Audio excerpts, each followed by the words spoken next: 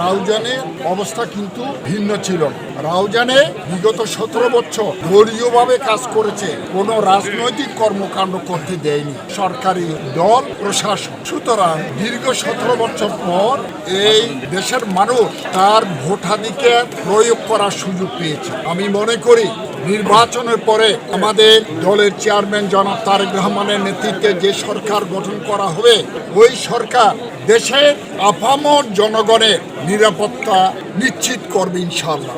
আর রাউজানেও যে অশান্তি বিরাজ করেছিল, আমি আশা রাখছি এই নির্বাচনের পরে শান্তির সুবাতাস বইবে ইনশাআল্লাহ। ইনশাআল্লাহ ইনশাআল্লাহ। তাই আপামর জনগণ ভোট কেন্দ্রে এসে ভোট দিচ্ছে। আমি এখনো দেখছি এই কেন্দ্রে অনেক ভোটার, মহিলা ভোটার, পুরুষ ভোটার দীর্ঘ লাইন দিয়ে অপেক্ষা করছে নিজের ভোট প্রয়োগ করার জন্য। এই ভোট আমাদের জন্য একটা পবিত্র আমানত।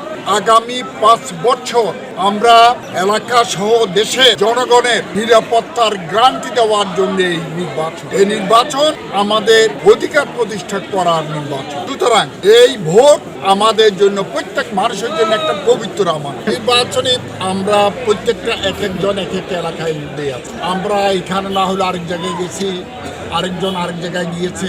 আমরা ভিডিও বার্তার মাধ্যমে আমরা আমাদের ধানের শীষের প্রার্থীকে জয়যুক্ত করার জন্য আমরা আহ্বান জানিয়েছি। আমরা আমাদের কর্মকাণ্ড চালিয়েছি। আমাদের সকল নেতাকর্মী ঐক্যবদ্ধভাবে ধানের শীষের প্রার্থীকে জয়যুক্ত করার জন্য কাজ করে আসছে আজকে পর্যন্ত। সুতরাং ধানের শীষের সিদ্ধান্ত এটা একটি অভিন্ন সিদ্ধান্ত। সবাই ঐক্যবদ্ধভাবে ধানের শীষের প্রার্থীকে জয়যুক্ত করার জন্য কমিটেড আছে। বাংলাদেশে আমি আশা করছি 200-300-র মধ্যে 200 সিট পেয়ে বাংলাদেশ জাতীয়তাবাদী দল সরকার গঠন করবে ইনশাআল্লাহ।